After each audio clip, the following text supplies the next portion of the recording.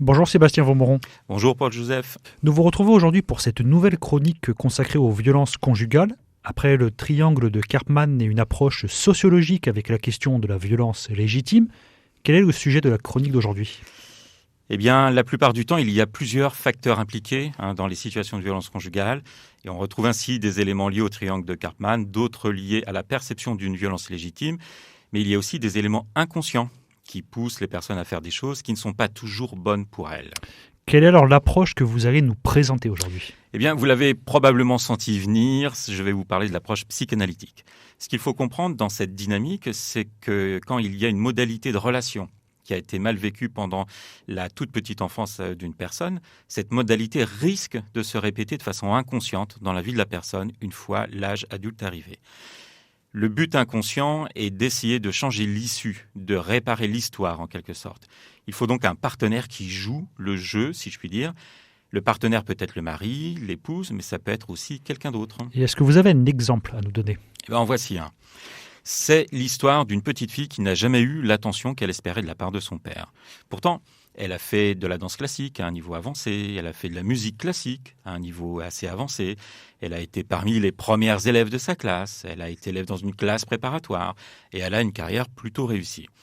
Elle a fait un beau mariage, elle a de beaux enfants. Mais cela n'a jamais amené l'attention qu'elle espérait de la part de son père.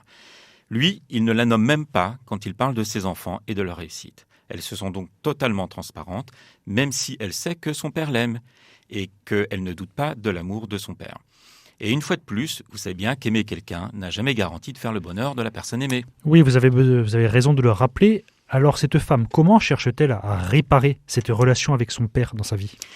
Eh bien, c'est assez simple. Elle est mariée et heureuse avec son mari. Seulement, dès qu'elle est en présence d'un autre homme, un homme qu'elle trouve intéressant, elle ne veut pas s'empêcher de pétiller. Elle passe en mode séductrice au point où l'entourage remarque tout autant que le mari les attitudes de séduction.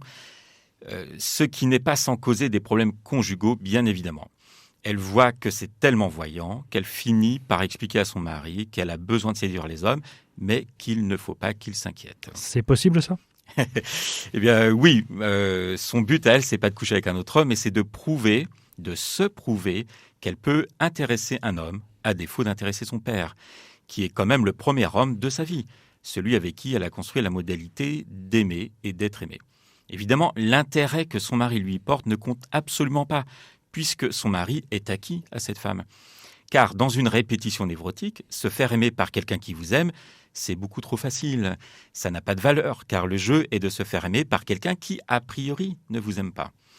Il faut que cet intérêt pour elle vienne d'un homme qui n'est pas acquis, tout comme son père n'est toujours pas acquis pour elle. C'est assez étonnant comme situation. Oui, et sa tentative est triplement défectueuse. D'abord, elle ne peut séduire tous les hommes qu'elle croise et cela lui apportera jamais l'attention de son père. Ensuite, ça ne marche pas car cela ne lui apporte pas un sentiment de valeur supérieure puisqu'elle recommence dès qu'il y a un nouvel homme qu'elle estime intéressant. Si ça marchait, elle le ferait une fois et ensuite ça serait réglé. Et enfin, cela détériore la relation conjugale. Son mari s'éloigne d'elle car il ne veut pas s'investir affectivement avec une femme qui a besoin de séduire d'autres hommes, d'autant plus devant lui. Et cela mène donc chez lui une forte perte de confiance et de la jalousie. Et les conséquences négatives des actes de cette femme viennent confirmer son sentiment que les hommes qui disent l'aimer ne s'intéressent pas tant que ça à elle, y compris son mari. Ça, donc, c'est la prophétie auto-réalisatrice que vous nous évoquez. Donc, vous avez déjà parlé dans une précédente chronique l'an dernier. Oui, c'est exactement ça. Et c'est comme la demande d'amour. Une femme peut dire 10 fois par jour à son mari qu'elle l'aime.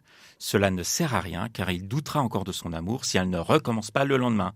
Parce que son problème n'est pas que sa femme l'aime, son problème est ailleurs. Or, on voit comment ces deux exemples de répétition névrotique peuvent développer de la jalousie et de la violence conjugale, au minimum verbale et psychologique. Et tout ça pour des histoires qui n'ont rien à voir avec le conjoint. Il est juste là pour que le jeu névrotique se réalise. Vous voulez dire donc que le problème n'est pas toujours là où on croit le voir ? Oui, c'est un peu comme le tonneau que les dadaïdes remplissent sans fin alors qu'il est percé. Le problème n'est pas le manque d'eau dans le tonneau, mais la fuite. Ou c'est comme la piqûre de moustique. Vous savez, ça vous démange, alors vous vous grattez fortement et ça vous soulage. Mais ça vous démangera encore plus fort dès que vous aurez arrêté de vous gratter. Ça ne résout rien, ça aggrave la situation alors qu'on a l'illusion que ça la soulage. Le problème n'est pas Se gratter ou ne pas se gratter. Le problème est d'avoir été piqué par le moustique.